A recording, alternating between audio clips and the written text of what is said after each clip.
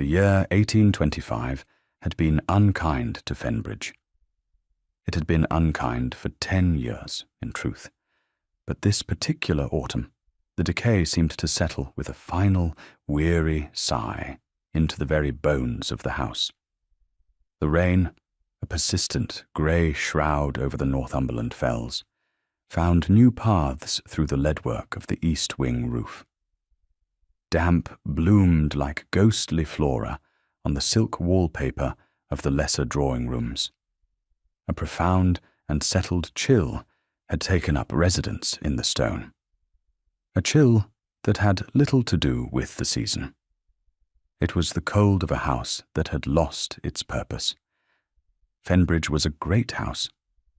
It had grown from the land itself, its sandstone quarried from the surrounding hills, its timbers hewn from an oak wood older than the ducal title it served. But now it was a great, hollow thing, breathing a shallow and infrequent breath. The Duke of Whitchurch was in residence. He was always in residence.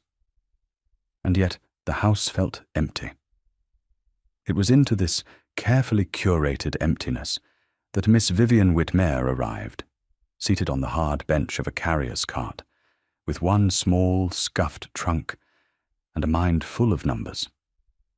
She was 26 years old, the recently orphaned daughter of a clergyman, and possessed a quiet, resolute stillness that life had taught her was a form of armor.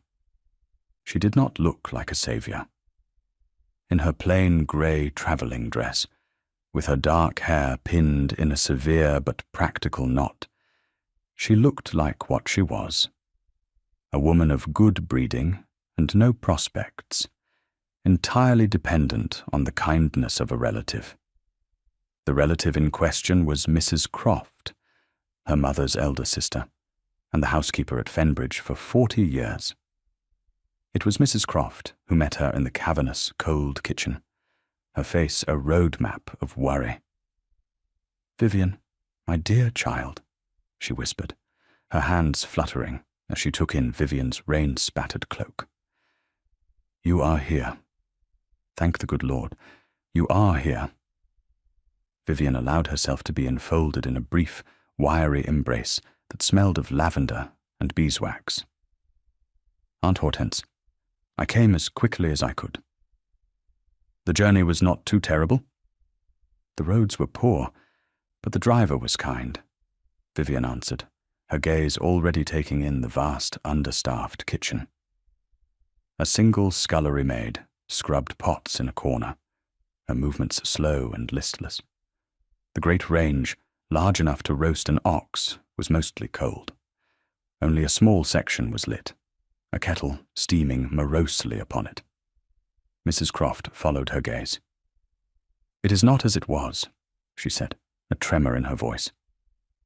"Nothing is as it was." Vivian knew the story, or the parts of it her aunt had dared to commit to paper. The Duke, Richard, had returned from the final battle against Napoleon in 1815, a decorated hero and a broken man.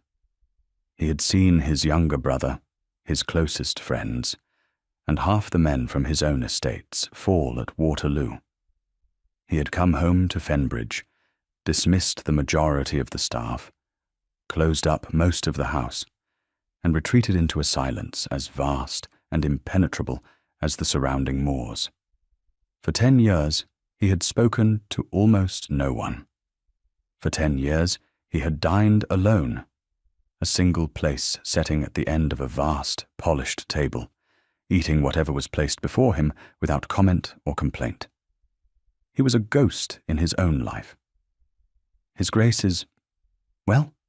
Vivian asked, the question delicate.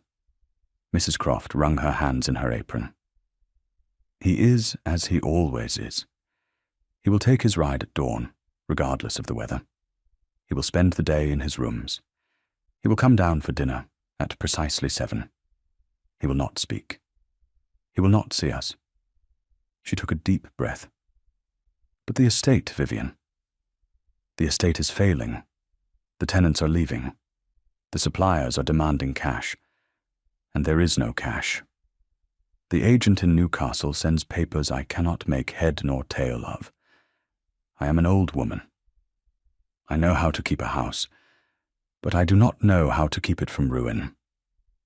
This was the real reason Vivian was here.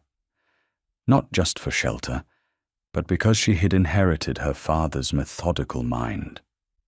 While other girls had been taught watercolor and piano, Vivian had been taught how to balance parish accounts and how to make a single shilling do the work of two. "Let me see the books, Aunt," Vivian said, her voice calm and steady. It was a tone that had soothed her father through his final illness, a tone that promised not miracles, but order. "Let me see the papers. I will put them right." Mrs. Croft led her not to a comfortable guest room, but to a small, clean chamber in the housekeeper's wing. It was cold, but the linens were fresh. "His Grace does not know you are here." "Not precisely. I have said my niece is coming to assist me." He did not object. Her aunt's expression was clear. He had not objected because he had not truly heard. "Stay out of his sight, child. He does not like surprises." Vivian understood. She was to be as much of a ghost as the Duke himself, a quiet, unseen force working in the shadows to hold the crumbling walls together. She unpacked her few belongings. 2 more dresses, 1 black and 1 a dark, serviceable blue, a book of sermons by her father, and a worn, leather-bound ledger, its pages filled with her own neat, precise script. It was all she had left of her old life. That evening, as the clock in the great hall struck 7, Vivian stood in the shadows of the upper gallery. She watched as the Duke of Whitchurch descended the grand staircase. He was tall, broader in the shoulder than she had expected, and moved with a strange, contained grace, like a great hunting animal confined to a cage. His chestnut hair caught the dim light of the single candle sconce that was lit. He did not look at the portraits of his ancestors that lined the walls. He did not look at the dust motes dancing in the gloom. His gaze was fixed on the floor ahead of him, his face a mask of handsome, chilling indifference. He passed below her, without a flicker of awareness. She saw the clean, sharp line of his jaw, the stark set of his mouth. She saw that his hands, though bare, were clenched into fists at his sides. He disappeared into the darkness of the dining room, a solitary man on his way to a solitary meal in a room designed for 50. Vivian did not pity him. She had learned early that pity was a useless emotion. Instead, a different feeling took root, a quiet, stubborn determination. She looked from the retreating figure of the Duke to the peeling paint on the wall, to the tapestry that was fraying in its corner. It was all one and the same problem. A great house and a great name falling into ruin. And she, for reasons she could not yet fathom, was the only one who seemed to have noticed. She retreated to her room. The image of his clenched fists burned into her mind. The house was not empty, she realized. It was full of a grief so large it had displaced everything else. The next morning, Mrs. Croft led Vivian to the estate office. It was a small, cold room behind the butler's pantry, smelling of dust and decay. Piles of paper lay everywhere. Bills, receipts, letters, and ledgers coated in a fine grey powder. They were not filed. They were not ordered. They were simply abandoned. The last agent left 5 years ago, Mrs. Croft said, her voice hushed, as if the papers themselves might object. His Grace would not appoint another. He said to send everything to his man of business in Newcastle, but I don't think Mr. Henderson has ever set foot in this house. Vivian ran a finger over a stack of invoices, leaving a clean line in the dust. He has been paying them, I assume. A draft is sent from the bank in London every quarter. But is it enough? Is it too much? Who is to say? The butcher complains the price of beef has risen. The chandler says the cost of wax is twice what it was. I have no authority to agree or disagree. I try to make do. Vivian picked up the top invoice. It was from the local blacksmith for the shoeing of 4 horses, dated 6 months prior.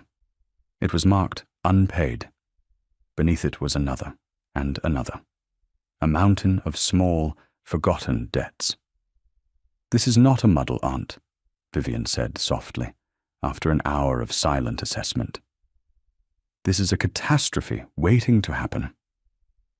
For the next week, Vivian worked in the small, cold office from dawn until dusk. She moved like a shadow through the house, never venturing into the main wings during the hours the Duke might be about. She learned the rhythms of his ghostly existence. The sound of his boots on the gravel at sunrise as he left for his solitary ride. The faint echo of his footsteps in the hall as he descended for dinner. The utter silence from his wing of the house at all other times. He was a fixed point of stillness in a world she was determined to set in motion. She began by imposing order.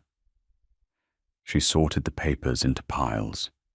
Invoices, receipts, letters from tenants, legal documents.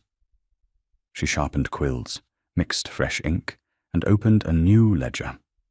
Her handwriting, clear and elegant, began to fill the empty pages, a quiet rebellion against the chaos. She found discrepancies everywhere. Suppliers who were overcharging, tenants who had not paid rent in years, bills for services that had long since been discontinued. She started with the kitchen accounts. She discovered they were paying for £20 of butter a week, though Mrs. Croft confirmed they used less than half of that. They were being charged for game from the market, when the estate's own gamekeeper could provide more than enough. Small things. Insignificant things, perhaps, in the grand scheme of a dukedom. But Vivian knew that a great house did not fall in a single crash of thunder. It crumbled away in tiny, unnoticed increments. She began to make changes. She sent polite, firm notes to the suppliers, questioning their invoices. She calculated the exact amount of food needed each week, and had Mrs. Croft order only that. She discovered a cache of fine French brandy in the cellars, untouched for a decade, and arranged for a wine merchant from Newcastle to purchase it, providing a much-needed injection of cash. The house began, almost imperceptibly, to change. There was a little more food in the larder. The scullery maid received her back pay and started to smile. Mrs. Croft seemed to stand a little straighter. The chill in the stone corridors did not disappear, but it seemed to retreat a little, pushed back by the small, persistent warmth of Vivian's purpose. Vivian felt a satisfaction in it that was sharp and clean. This was a puzzle she could solve. The numbers on the page added up, balanced, and made sense in a way that life often did not. She was not just helping her aunt. She was rebuilding a world. One afternoon, seeking a specific deed from 1780, Mrs. Croft suggested the main library. His Grace never goes in there, she assured Vivian. Not since his father passed. The old Duke spent all his days in there. I think the memory is too strong. The library was on the ground floor of the West Wing, a magnificent room with a soaring, vaulted ceiling and shelves that reached 2 stories high. But it, too, had succumbed to the general air of neglect. A thick layer of dust covered everything, and the air was stale and close. The grand fireplace was dark and empty, the curtains drawn to protect the books, plunging the room into a perpetual twilight. But it was a sanctuary. Vivian felt it the moment she stepped inside. The silence in here was different from the silence in the rest of the house. It was not an empty, grieving silence. It was a full silence, pregnant with the thoughts and stories of 1,000 books. She found the deed she was looking for in a matter of minutes, her logical mind navigating the old filing system with ease. But she did not leave. She ran a hand along a row of leather-bound spines, reading the gilt titles. Homer, Virgil, Shakespeare. A world of knowledge, sitting here, forgotten. On an impulse, she went to the heavy velvet curtains and pulled one open a few inches. A spear of pale afternoon sunlight cut through the gloom, illuminating a constellation of dancing dust motes. It fell across a large globe standing in the corner, tracing the faded lines of continents and oceans. It felt like a sacrilege and a liberation. She began to spend her afternoons in the library. She told herself it was for work, that the large table was better for spreading out the vast estate maps. But it was more than that. She would open the curtains a little wider each day, letting more light into the room. She began to dust the books, carefully, one shelf at a time. She found a copy of Virgil's Georgics, a poem about the cultivation of the land, and began to read it in the evenings. Its ancient, practical wisdom, a strange comfort. The house was her patient, and slowly, it was responding to her care. The Duke remained a ghost, a rumour of footsteps in a distant hall. Vivian felt his presence as a constant low pressure, the unmoving centre around which she orbited. She knew the colour of his favourite horse, the exact duration of his morning ride, the fact that he never touched the wine poured for him at dinner. She catalogued these small particulars as she catalogued the estate's debts. They were facts, data points in the complex equation of the man and his house. She did not think about him as a man. To do so would be a dangerous folly. He was a problem to be managed, the largest and most intractable variable in her new life. She was the unseen custodian of his world, and that was how it must remain. She was content in the shadows. The shadows, after all, were safe. One evening in late November, a crisis erupted in the kitchen. Cook, a stout woman prone to dramatics and the consumption of cooking sherry, had declared herself too ill to perform her duties. She had taken to her bed with a fit of the vapours, leaving the preparation of the Duke's dinner in jeopardy. Mrs. Croft was beside herself. "What are we to do? What are we to do?" she fretted, pacing the flagstones. "It is 6:30. His Grace dines at 7. He must have his dinner at 7. The routine was sacrosanct. To break it was unthinkable. "What was Cook preparing?" Vivian asked calmly, tying on a spare apron. "A cold collation. Some sliced game pie, a bit of cheese, bread. The usual." Mrs. Croft's voice was thin with anxiety. "He will not complain if it is not there. That is the horror of it. He will simply sit in an empty room." The image was more than Vivian could bear. A man starving in his own house, not from a lack of food, but from a lack of care. "That will not do," she said, her decision made in an instant. On a night this cold, a man needs a hot supper. Before her aunt could protest, Vivian was in motion. She stoked the fire in the range, her movements quick and efficient. She surveyed the larder with a practiced eye. There was leftover roasted mutton from the staff's midday meal, potatoes, an onion, some carrots. It was humble fare, but it could be made into something nourishing. "Aunt, please, find me the rosemary from the herb garden," she instructed. "And is there any of that good cheddar left?" For the next 30 minutes, the kitchen was a hive of quiet, focused activity. Vivian worked with a speed and confidence that surprised even her aunt. She had learned to cook from her mother, not for pleasure, but for sustenance, learning how to turn simple ingredients into something warm and comforting. She chopped the vegetables, diced the mutton, and set a pot of water to boil for the potatoes. The air filled with the savory scent of frying onions, a smell the kitchen had not known in years. She made a shepherd's pie, the mashed potato topping ridged with a fork and dotted with butter. She found a tin of chicken broth and turned it into a simple, hearty soup.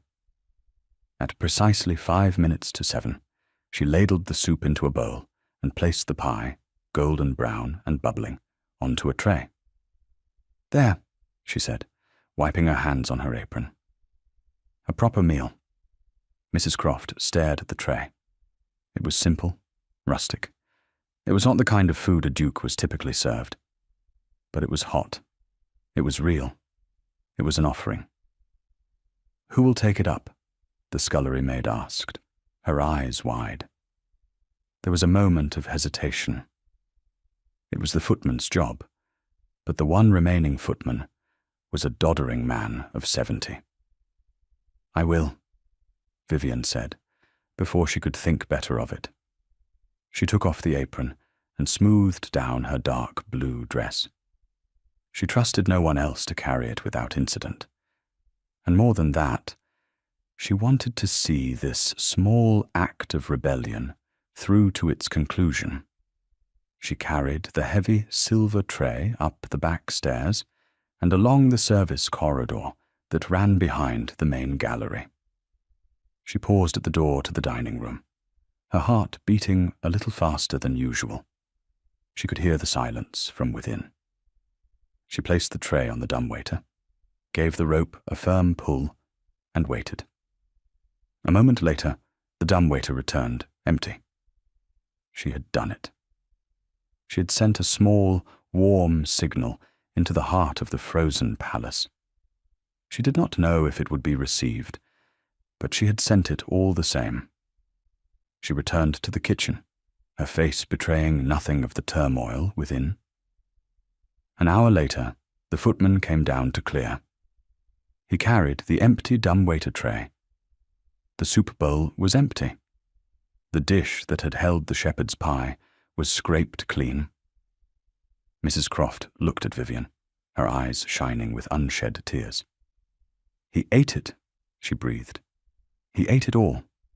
Vivian felt a strange, fierce joy.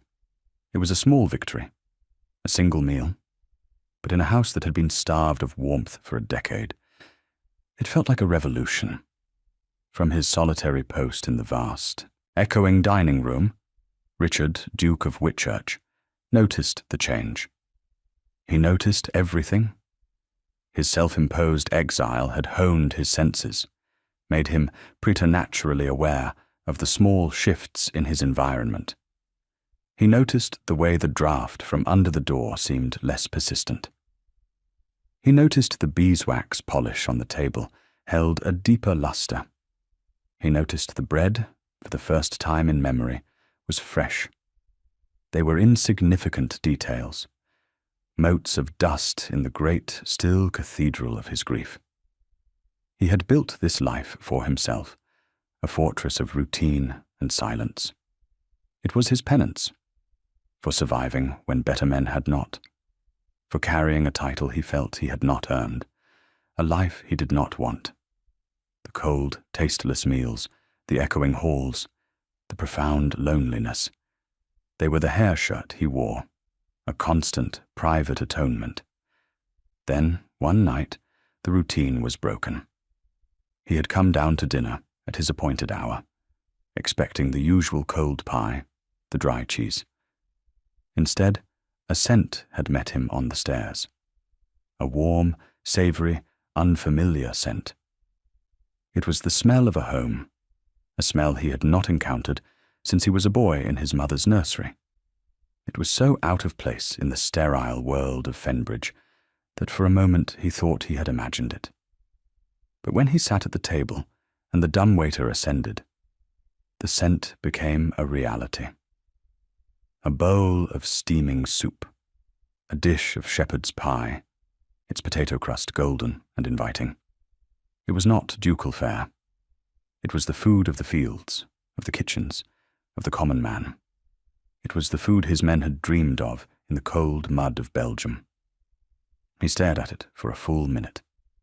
1 second, 2 seconds, 3.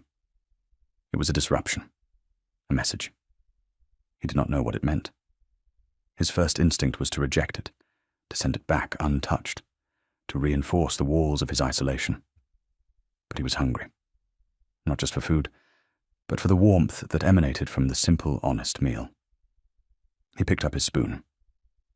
The soup was chicken and vegetable, perfectly seasoned. He ate it all.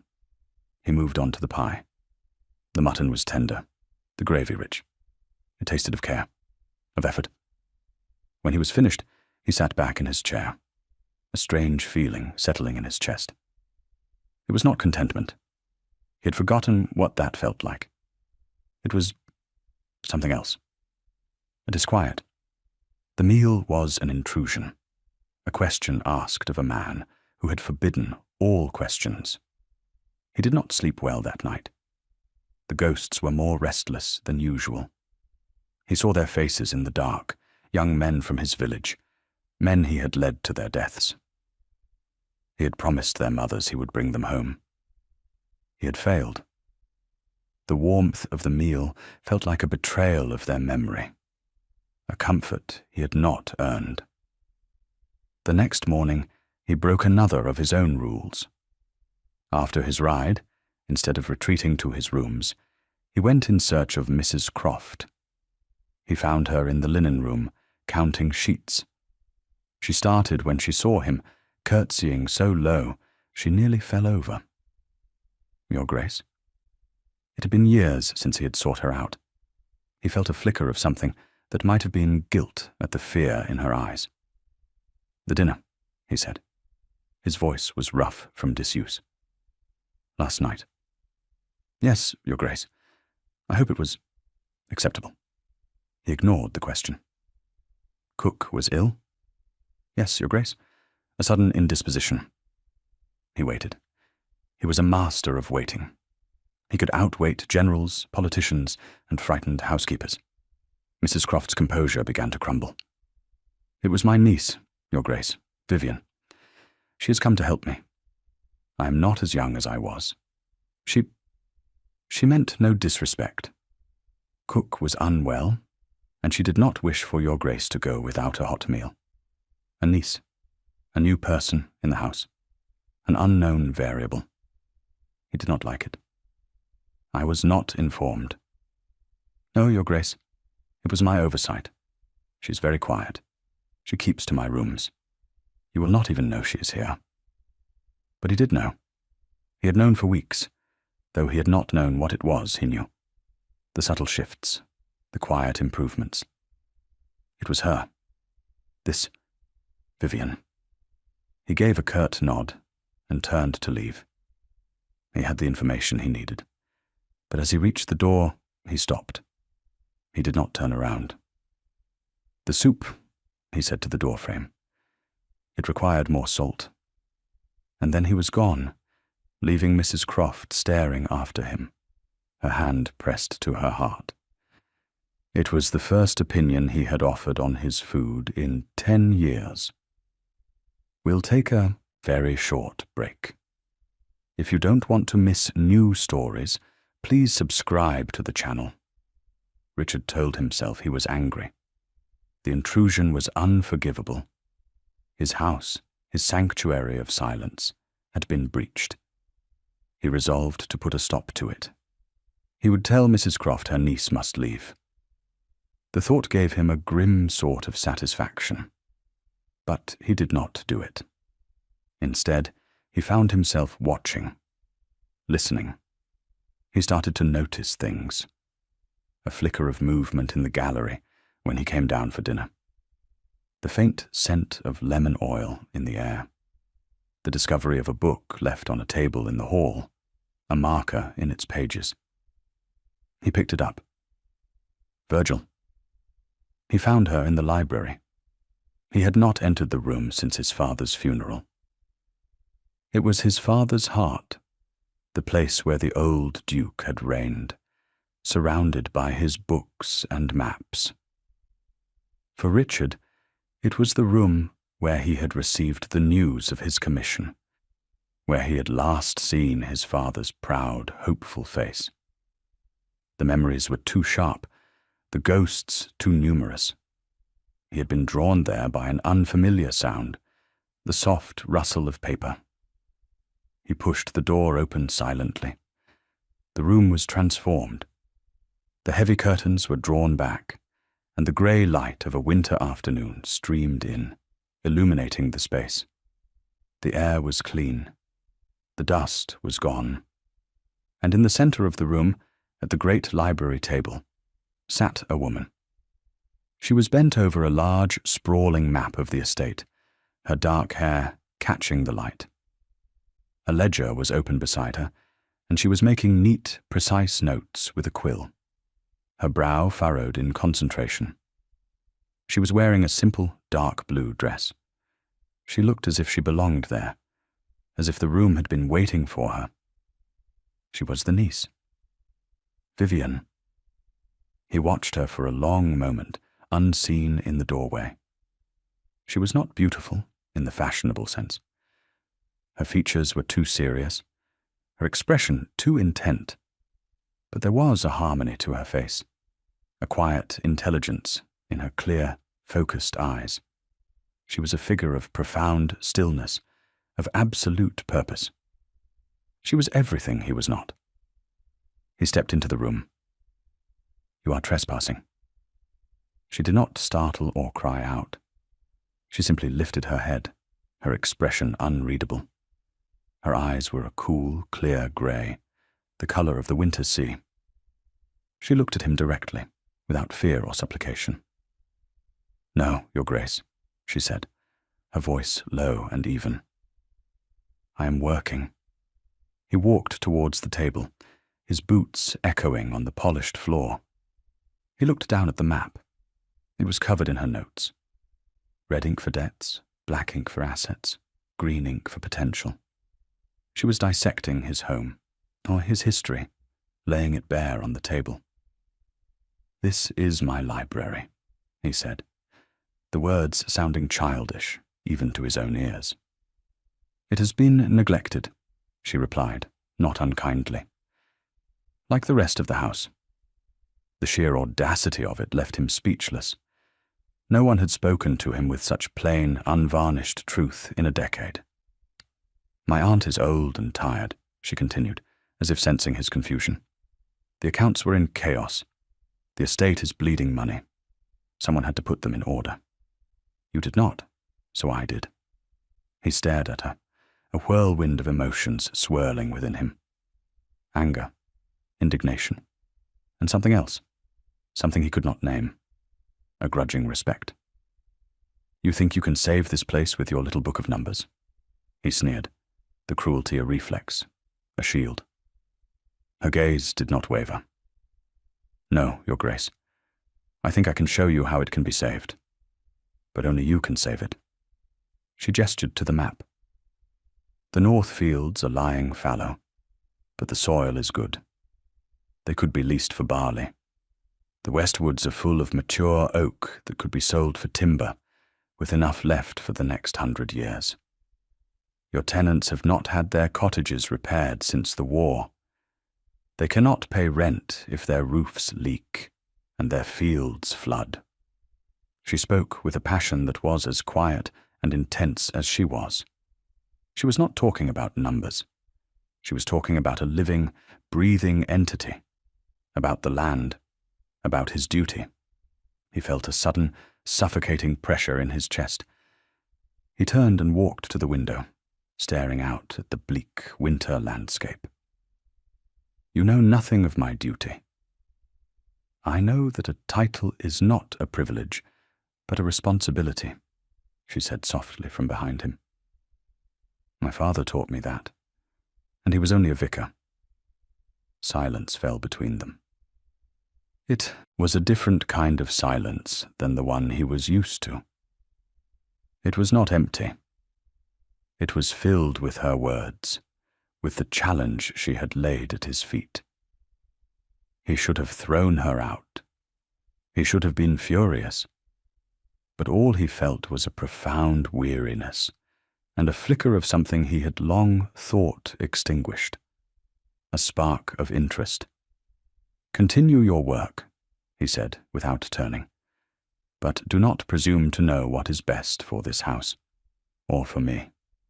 He left the library, the scent of old books and lemon oil, and the memory of her clear, steady gaze following him down the hall. The fortress of his solitude had been breached, not by a frontal assault, but by a quiet woman with a ledger and a pot of ink. And he found, to his own astonishment, that he was not entirely displeased. The winter deepened, locking Fenbridge in its icy grip. But inside the great house, a slow thaw had begun. The encounters between the Duke and the bookkeeper's niece became a strange, unspoken ritual.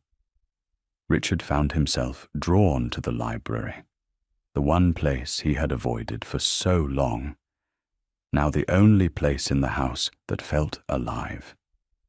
He would enter without a word and take a book from the shelves, settling in one of the large wing-back chairs by the fireplace, which Vivian now kept lit. He would pretend to read, but he would watch her over the top of his book. He watched her work, her concentration absolute. He watched the way she bit her lip when a column of numbers refused to balance. He watched the small, satisfied smile that touched her mouth when she finally brought order to a page of chaos. Vivian, for her part, was acutely aware of his presence. At first it was unnerving. He was a brooding, silent giant in the corner of her newfound sanctuary. But she learned to work around him. She treated him as she treated the ancient globe or the bust of Cicero, as another piece of the room's furniture. A particularly large, dark, and unpredictable piece of furniture, but a fixture nonetheless. They rarely spoke. Sometimes a full afternoon would pass with only the whisper of a turning page, or the scratch of her quill to break the silence. But the silence was changing. It was no longer the hostile, grieving emptiness of the house. It was becoming a shared silence, a space of quiet companionship. One afternoon, she was struggling to reach a book on a high shelf. She was perched precariously on the library steps when his shadow fell over her. "Allow me," he said. His voice was low, close to her ear. She froze, her hand still outstretched. He reached past her, his arm brushing her shoulder. The brief contact sent a jolt through her, a startling warmth in the cold room. He easily retrieved the book, a treatise on crop rotation, and handed it to her. Their fingers brushed. His hands were large, strong, the knuckles scarred, the hands of a soldier. She looked up at him, and for the first time, their eyes met and held for more than a fleeting second. His were the color of a coming storm, and she saw something in their depths beyond the cold indifference. A flicker of pain, of exhaustion. "Thank you, Your Grace," she whispered, her voice barely audible. He simply nodded and retreated to his chair, the brief moment of connection broken. But it left an after-image, a change in the very air between them. He was not a statue. He was a man who was suffering. Richard returned to his chair, his heart hammering in his chest. The simple act of handing her a book had felt monumental. Her scent, a clean, fresh smell of soap and paper, filled his senses. The brief touch of her skin was like a spark on dry tinder. He had spent 10 years avoiding all human contact, and in a single moment, this quiet, serious woman had breached his defenses without even trying. He was terrified and intrigued. He began to ask her questions. Not personal questions. Never those. But questions about her work. "What is this?" he asked one day, pointing to a diagram she had drawn. "A plan for a new drainage system for the lower pastures, Your Grace," she explained, her tone businesslike. "The current one is blocked. That is why the fields flood every spring. If we clear it and extend it, we could reclaim 20 acres of grazing land." He listened as she explained the costs, the labor required, the projected increase in revenue from leasing the new pasture. Her understanding was not just theoretical. It was practical, grounded, sensible. She had walked the land. She had talked to the tenants. She had done the work. He began to walk the land with her. Their walks were as silent as their afternoons in the library. He would follow a few paces behind as she strode through the muddy fields, her cloak pulled tight against the wind, pointing out a broken fence, a leaking roof, a field choked with weeds. She did not offer solutions. She simply showed him the problems. She made him see his own neglect. He began to see the estate not as a burden, but as a patient, wounded and bleeding, that he had abandoned. And he began to see Vivian Whitmere not as an intruder, but as the only person who had been brave enough to staunch the bleeding. One blustery March afternoon, they took shelter from a sudden squall in an old shepherd's hut on a high ridge overlooking the estate. The rain lashed against the small window. Inside, it was dark and smelled of earth and old wool. "My father and I used to walk for miles," Vivian said, her voice soft, her gaze distant. "He said you could not care for a parish if you did not know its boundaries, its pathways, its people." It was the first time she had ever volunteered a piece of personal information. Richard held his breath, afraid to break the spell. "He loved this land," she continued. "He believed that God was in the turning of the seasons, in the strength of the oak, in the resilience of the grass." She turned her gaze from the window to him. He would have loved Fenbridge. In her eyes, he did not see pity. He saw understanding. She was not just talking about the land. She was talking about him, about the resilience he had forgotten he possessed. He had the sudden, overwhelming urge to tell her everything, to tell her about the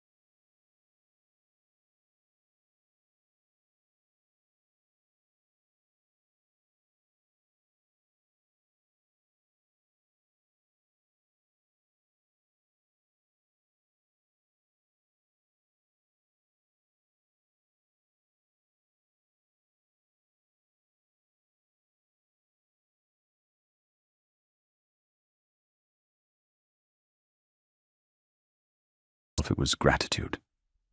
He was grateful for her help in saving his estate. That was all. She was an employee, a useful tool. To imagine anything else was a dangerous fantasy, a path that led only to heartbreak for a woman in her position. She focused on her ledgers, on the neat columns of numbers that made sense, that did not have storm-grey eyes that could see right through her carefully constructed defences. Richard felt it too. He felt it as a constant, low ache in his chest. This quiet, capable woman had not only brought his house back to life, she had woken something in him, a feeling he had thought long dead and buried in the fields of Flanders. It was more than gratitude. It was a deep, soul-shaking recognition.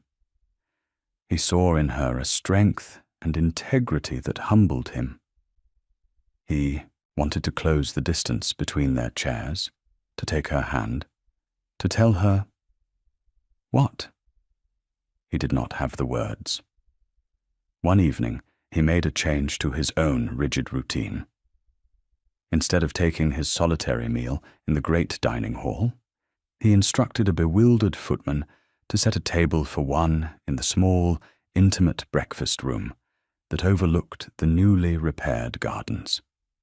The room was warm and filled with the scent of spring flowers from a vase Vivian had placed on the mantelpiece. Eating there, alone, felt less like a punishment, and more like a quiet moment of peace. It was into this fragile, newfound peace that Lady Camilla Ainsworth arrived. She came on a bright afternoon in May, in a gleaming carriage drawn by 4 perfectly matched grey horses, a whirlwind of silk, perfume, and breathless exclamations. Lady Camilla had been Richard's fiancée before the war. She was the daughter of a neighbouring earl, a celebrated beauty, and the woman everyone had expected him to marry. Theirs was to have been the match of the decade. Then came Waterloo. Richard had returned a changed man and broken the engagement with a cold, brief letter. Camilla, by all accounts, had been devastated. She had never married. Now, 10 years later, she had apparently decided that enough was enough. Hearing rumours that the Duke of Whitchurch was finally emerging from his shell, she had come to reclaim her prize. Vivian was in the front hall discussing the delivery of new seed potatoes with the head gardener when the carriage swept up the drive. She watched as Lady Camilla alighted, a vision in rose-pink muslin, her face framed by a bonnet festooned with ribbons and silk flowers. She looked around at the scaffolding, the wagons of stone, the general air of productive chaos, and her perfectly shaped lips thinned in disapproval. "Good heavens," she said, to no one in particular. "It looks like a building site. What on earth has Richard been thinking?" She swept into the hall, her gaze falling on Vivian. She looked her up and down, taking in the plain brown dress, the ink stain on her finger, and dismissed her with a single cool glance. "You there?" she said, her voice light and musical, but with an edge of steel. "Inform His Grace that Lady Camilla Ainsworth has arrived, and then have someone bring me tea. I have had a most dreadful journey." At that moment, Richard himself appeared at the top of the stairs, drawn by the commotion. He had just come in from the fields. His boots were muddy, his hair was wind-tousled, and he had a smudge of dirt on his cheek. He stopped dead when he saw her. "Camilla," he said. The name was flat, devoid of all emotion. "Richard, darling," she cried, her face breaking into a radiant smile. She glided to the bottom of the staircase and looked up at him. Her head tilted. "I heard you were finally rejoining the world, and I thought it was high time I came to see for myself. You have been a hermit for far too long." The next few days were excruciating for everyone. Camilla installed herself in the finest guest suite and set about trying to turn back the clock. She acted as if the last 10 years had been a brief, unpleasant interruption, and that she was now ready to take up her rightful place as Duchess of Whitchurch. Her presence was a loud, jarring note in the quiet harmony Vivian and Richard had established. She was everything Vivian was not: bright, frivolous, demanding, and utterly self-absorbed. She filled the silent house with chatter, with plans for balls and house parties, with complaints about the lack of fashionable society. "We simply must reopen the London house, Richard," she announced at dinner on her first night. She had insisted on dining in the great hall, the two of them looking like tiny, lost figures at either end of the vast table. "And this house needs a complete redecoration. It is so dreadfully brown," Richard responded in monosyllables, his face carved from stone, the old, cold mask firmly back in place. He retreated from her, and in doing so, he retreated from Vivian as well. The walks stopped. The library sessions ceased. He was once again a ghost in his own house, but this time he was haunted by a new ghost, a ghost from his past, dressed in rose-pink muslin. Camilla treated Vivian with a kind of pleasant, dismissive cruelty. She never learned her name, referring to her simply as the little brown bird, or Mrs. Croft's useful niece. She saw Vivian in the library, surrounded by the estate ledgers, and laughed. "Oh, Richard, you don't actually let her meddle with the accounts, do you?" she trilled. "How quaint. You must hire a proper agent, darling. A man. These things are not for a woman's delicate sensibilities." Vivian said nothing. She simply endured. She did her work, her face a calm, placid mask.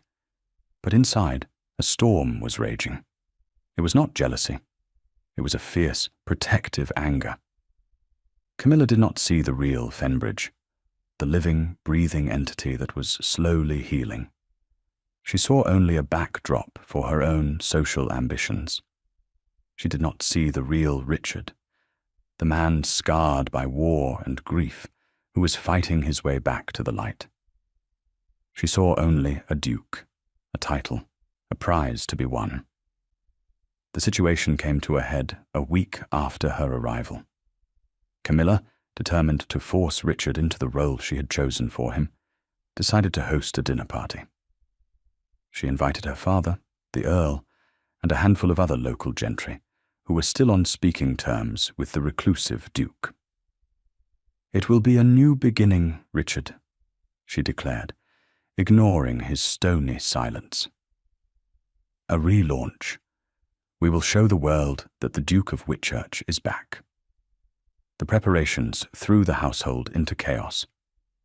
Mrs. Croft and Vivian worked tirelessly, trying to produce a grand dinner from a kitchen that was accustomed to simple, rustic fare.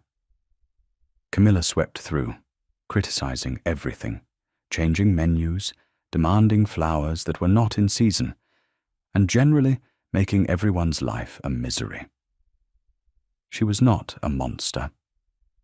She was simply a woman who had been raised to believe the world would bend to her will, and who could not comprehend that it would not. Her frustration made her cruel.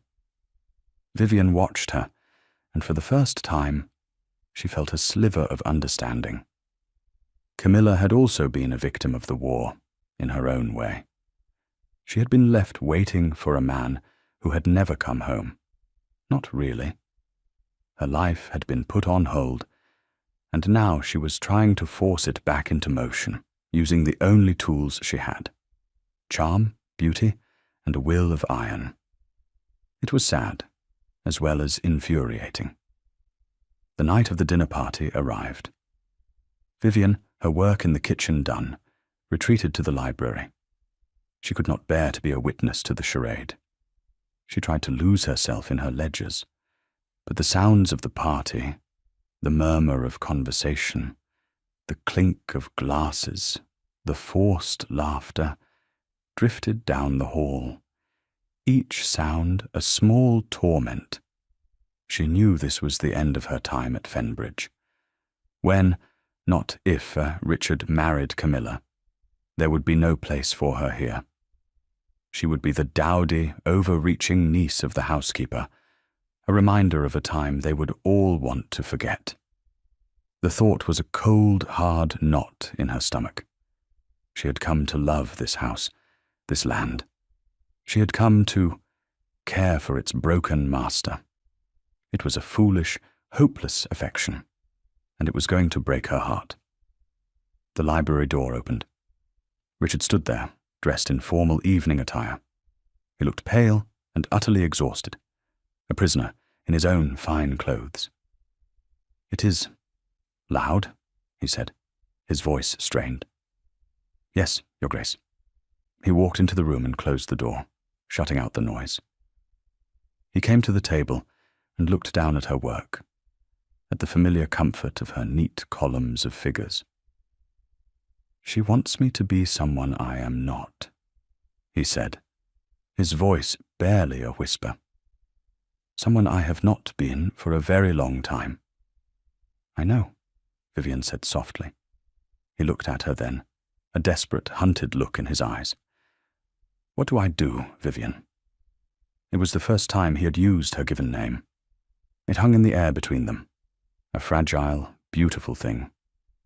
Her heart ached for him. "You tell her the truth," she said. The dinner party was a disaster. The local gentry, who had come out of a mixture of loyalty and morbid curiosity, were met with a host who was as silent and forbidding as the moors in winter. Richard sat at the head of his table like a grim spectre, answering direct questions with monosyllables and offering nothing to the conversation. Camilla, seated at his right, tried her best to compensate. She was brilliant, witty, and charming. She told amusing anecdotes about London society, flattered the stuffy old Earl, and tried to draw Richard into the conversation. All to no avail. Her smile grew more brittle as the evening wore on. Her laughter a little too loud. She was like a desperate actress playing to an empty theatre. Vivian, hiding in the library, could feel the tension from 100 feet away. It was a palpable thing, a tightening in the very atmosphere of the house. After the ladies had withdrawn, leaving the men to their port, the Earl, Camilla's father, made a clumsy attempt to corner Richard. "Good to see you back in the world, my boy," he blustered. "Time to put all that unpleasantness behind you. Camilla's been waiting a long time. A man needs a wife. A duke needs an heir." Richard said nothing. He simply rose from the table and walked out of the room, leaving the Earl sputtering into his glass. The evening ended early. The guests, sensing the deep chill that had nothing to do with the night air, made their excuses and fled. Vivian was in a small alcove off the library, searching for a book on estate law, when she heard voices from the main room. Richard had returned to his sanctuary, and Camilla had followed him. "What was that, Richard?" Camilla's voice was sharp, stripped of its earlier gaiety. "You humiliated me. You humiliated my father." "I did not ask you to come here, Camilla." Richard's voice was flat, weary. "I did not ask for this performance." "Performance? I am trying to give you back your life, a life you have let crumble into dust. Look at this place. It's a ruin. And look at you, hiding in the dark with your books and your grief. The war was 10 years ago. It is time to be the Duke of Whitchurch again." There was a long, heavy silence. Vivian held her breath, trapped in the alcove, an unwilling witness. When Richard finally spoke, his voice was quiet, but it cut through the room like a shard of glass. It was a voice she had never heard before, stripped of all its defences, raw and terribly calm. "The Duke of Whitchurch died in Belgium," he said. Camilla gave a short, incredulous laugh. "Don't be so dramatic, Richard." "I am not being dramatic." The quietness of his tone was more devastating than any shout.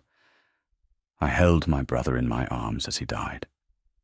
I wrote the letters to the mothers and wives of the men from this estate who were never coming home. I watched boys of 18 charge a line of cannons because I ordered them to. And then I came home, to this." He gestured around the grand, silent room. "To a title, to a party. The man you were engaged to, the man who thought that was a life worth living, he did not survive. He is buried in a field near a small village called Waterloo, along with everyone else I ever cared about." He was not looking at Camilla. He was staring into the empty fireplace, his eyes focused on something a decade in the past. "I am what is left," he said. "This ghost, this ruin. This is all there is." The silence that followed was absolute. Vivian could hear her own heart beating. She risked a glance from the alcove. Camilla was staring at Richard, her face pale, her beautiful mouth slightly open. For the first time, she was seeing him. Not the Duke, not her former fiancé, but the stranger he had become. The truth, in all its brutal simplicity, had finally reached her. All the fight went out of her. Her shoulders slumped. The brilliant, vivacious Lady Camilla seemed to shrink, becoming just a woman who had lost something she could not even name. "I see," she whispered. The words were barely audible. "I am sorry, Richard. I truly am." She turned and walked out of the library and out of his life. She did not weep. She did not rage. Her defeat was quiet, dignified, and profoundly sad. Her dream was over, and she finally knew it. Richard did not move. He stood staring into the fireplace, his body rigid, as if the confession had turned him to stone. He knew Vivian was there. He had known it the whole time. Perhaps he had even counted on it, needing a witness to the unburdening of his soul. Slowly, Vivian stepped out of the alcove. The book she had been seeking was still in her hand. She did not know what to say. The silence stretched between them, no longer comfortable, but charged with the weight of his confession. He finally turned to look at her. His face was a wreck, his eyes hollowed out by the ghosts he had finally named. The mask was gone. All that was left was the man, raw and wounded and terribly vulnerable. He did not need to apologize for her overhearing. He did not need to explain. In that shared, terrible moment, a new understanding was forged. He simply stood there, visible for the first time. And she simply stood and saw him. She walked towards him, and without a word, took the empty glass from his unresisting hand and placed it on the mantelpiece. Then she took his hand. It was cold as ice. She held it in both of her own, trying to chafe some warmth back into it. He looked down at their joined hands, at her small, capable hands, holding his large, scarred one. A single, shuddering breath escaped him. "Stay," he said. The word was a plea. "Don't leave." She looked up at him, into his storm-grey eyes, and saw not a duke, but a man asking for a lifeline. "I will not leave," she said.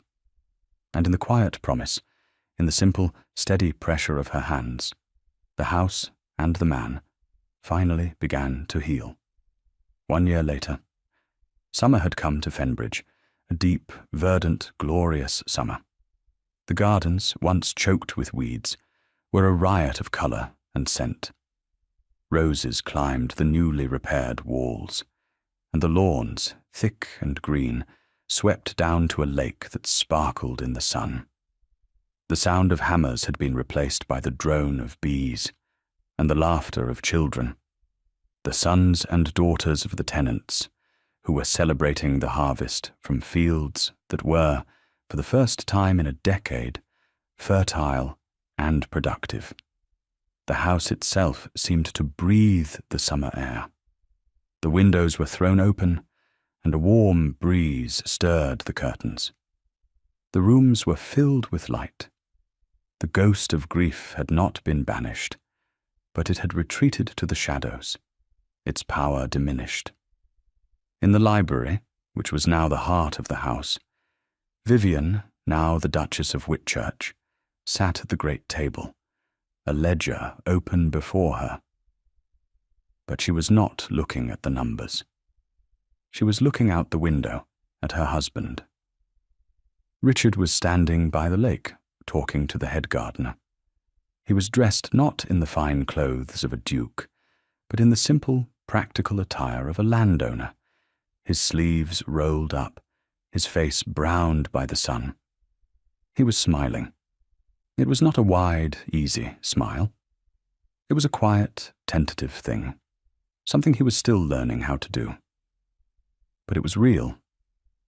A small boy, the gardener's son, ran up to him, holding out a fistful of wild flowers. Richard crouched down to the boy's level, taking the crumpled offering with a solemn gravity, and then said something that made the boy laugh, a bright, carefree sound that carried across the lawn. Vivian's heart swelled. Their marriage, a quiet ceremony in the village church 3 months after Camilla's departure, had scandalized the county. A duke marrying his housekeeper's niece. A woman with no name, no fortune, no connections. They had whispered behind their hands. But Vivian and Richard had not cared. They had built their world here, at Fenbridge, a world of quiet work, of mutual respect, and of a love that was as steady and deep as the ancient stones of the house. He was not cured. The war had left scars that would never fade. There were still nights when he woke up, his voice choked with a silent scream, the ghosts of his past crowding in on him. On those nights, Vivian would simply hold him, a steady presence, a silent anchor in the dark, until the storm passed. There were still days when a profound melancholy would settle over him, when he would retreat into a silence that was a faint echo of his old prison. But he was no longer alone in the dark. She did not try to fix him. She did not try to erase his past. She had simply given him a space to be seen, a place where his wounds were not a source of shame, but a part of the man she had come to love. Love, she had learned, was not a transaction, but a chosen act. It was the patient work of building a life together, brick by brick, day by day. He looked up from his conversation and saw her watching him from the library window. His quiet smile deepened.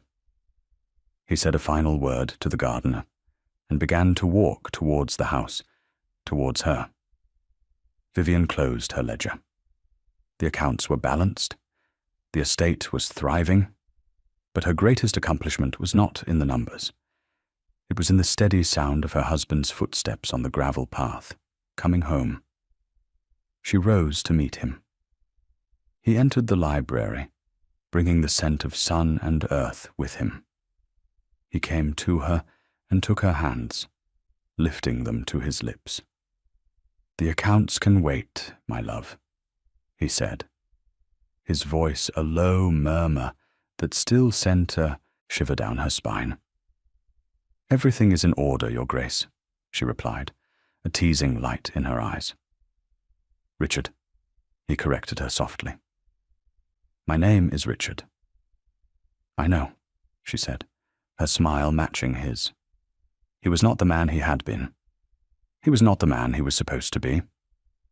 He was simply the man who was here, now, his hand in hers, his eyes full of a love that was both a quiet harbour and a new beginning. He no longer dined alone.